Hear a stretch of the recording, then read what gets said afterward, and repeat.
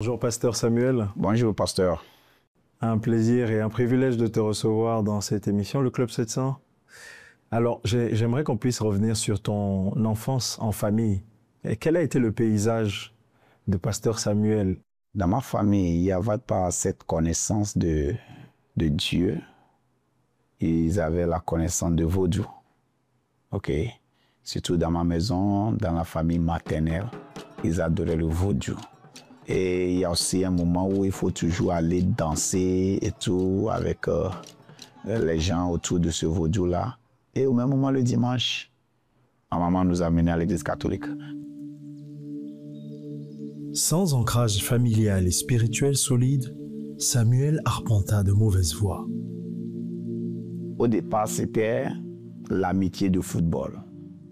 Dans le quartier, chaque soir, on jouait au football. Et par après, on avait commencé par sortir pour aller dans des clubs, prendre une pause, prendre des boissons locales et boire au fait. Il y avait certains parmi eux qui ont commencé par fumer ou bien qui fumaient.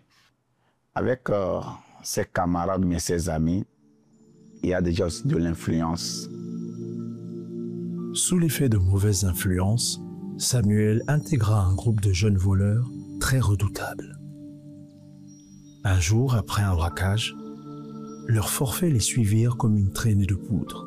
À 10h déjà, 10h30, on s'est retrouvés, puis on a fait le coup et on a volé. Et les batteries de voitures, des batteries très lourdes, les batteries de Titan, les batteries des petites voitures. Donc, on avait trouvé presque 300 000, si je ne me trompe pas. On avait départagé la somme et tout. Je suis arrivé à la maison. Ma maman me dit, les officiers de police sont venus me chercher. Et les 3 autres ont été arrêtés, jetés en prison, en garde mineure. Donc j'ai dû quitter ce quartier. J'ai fui le soir là pour aller chez mon grand frère. Tétanisé par la peur de se retrouver derrière les barreaux, Samuel eut l'idée de se réfugier dans une église. Dans le premier culte, le pasteur dit qui sont ceux qui sont arrivés pour la première fois. Et je me suis levé et on était au nombre de 3 ou 4 et il nous a fait venir devant, il a prié avec nous, il nous a fait confesser Christ. En ce moment, après le culte, j'ai senti qu'il y a une petite joie qui est rentrée dans mon cœur. Et d'ailleurs, je suis dans l'église jusqu'à la fin, personne n'est venu pour m'arrêter. Donc, au fait, le zèle, la joie d'adorer le Seigneur est rentrée dans mon cœur. Au bout d'une semaine, 2 semaines, disons 1 mois, à l'intervalle d'1 mois, j'ai commencé par prêcher l'évangile dans le quartier. J'ai prêté un mégaphone chez une sœur dans l'église. Maintenant, le quartier dans lequel on avait fait le cambriolage, je suis revenu dans ce quartier avec le mégaphone, en train de crier, avec une voix forte. Les gens sortaient de la maison pour me dire, mais qu'est-ce qui se passe ici? Et voilà, les parents de mes amis sont sortis, les amis qui étaient emprisonnés. Même le gars qu'on avait volé, bon, il est un chrétien, donc lui fréquentait l'église. Il était surpris de me voir prêcher l'évangile. Moi, j'espérais peut-être qu'il allait venir m'arrêter. Mais je pense que le Saint-Esprit lui a touché et il a plutôt donné un témoignage me concernant. Il a pardonné. Quelque temps après, et avec l'aide d'une connaissance, Samuel décida de se rendre au Nigeria pour des études théologiques, sans se douter que cette main tendue le livrerait à un réseau d'esclavage moderne. Arrivé au Nigeria, vers 23h dans la ville d'Ilori, j'ai dit, mon frère, je peux prendre mon chemin. Il dit non, qu'il faut qu'on arrive à la destination. Mais bizarrement, on a commencé ce voyage, parce qu'on a pris une autre voiture, on a commencé ce voyage de 23h jusqu'à 11h du matin avant d'arriver à la destination. Et la destination, c'est où? C'est dans une ferme, dans une brousse. Il y a des scieurs à côté qui sont en train de faire tomber des arbres. Et j'ai commencé par poser des questions à cet ami-là, à ce frère-là. Mais pourquoi tu m'amènes ici? Non, je n'ai pas voulu venir ici. Et j'ai commencé par sentir la colère, je m'énervais. Et il y a une menace qui est arrivée de la part des balais, des propriétaires du milieu.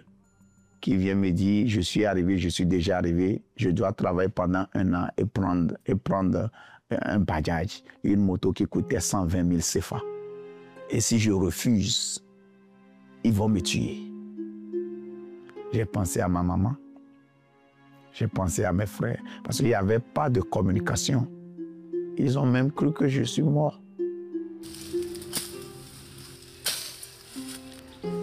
Pris dans l'étau de ce système, Samuel fit une première tentative d'évasion, mais il fut très vite rattrapé et ensanglantement réprimé. Je voyais des films, je voyais des tortures dans les films, des tapages dans les films, mais je n'ai jamais expérimenté cela en tant que pasteur encore.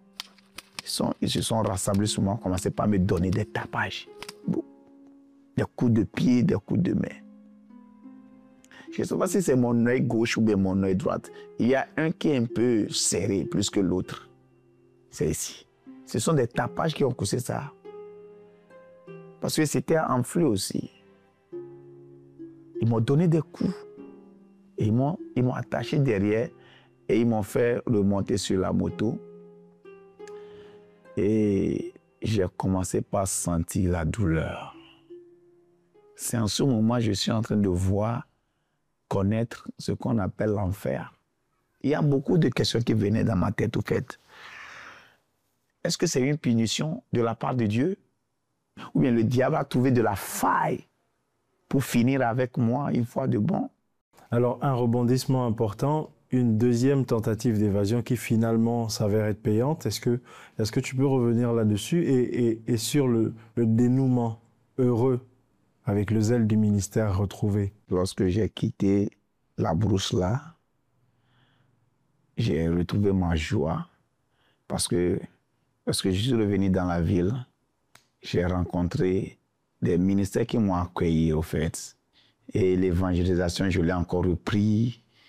Pour eux, j'ai commencé par aller dans des coins, prêcher l'évangile et tout. Et suite à cela, puisque j'ai commencé par travailler dans des écoles et gagner quelques sous, ça m'a aussi permis de suivre encore certaines formations pastorales. Des choses que je ne connaissais pas, les choses que j'ignorais totalement, je les ai regagnées. Et j'ai compris que le Seigneur plutôt m'avait envoyé quelque part pour aller me faire former au fait. Aujourd'hui, loin d'être affaibli par ces pages sombres de son passé, le pasteur Samuel est totalement restauré. De retour au Togo, il a établi son église avec pour cœur de moissonner le maximum d'âmes pour le Seigneur Jésus-Christ.